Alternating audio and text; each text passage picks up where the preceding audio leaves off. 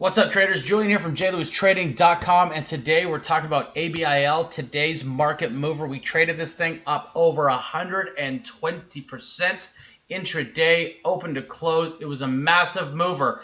However, totally common. We get in front of these style stocks all the time.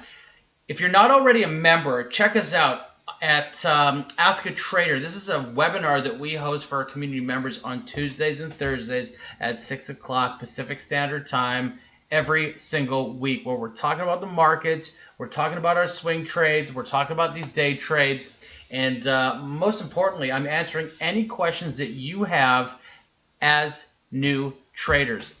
Any questions you have, bring them to me. Hence the name of our webinar, Ask a Trader. There is a link in the description box below. All you have to do is click it, sign up. We'll send you out an email invite for Tuesdays and Thursdays at 6 o'clock Pacific Standard Time.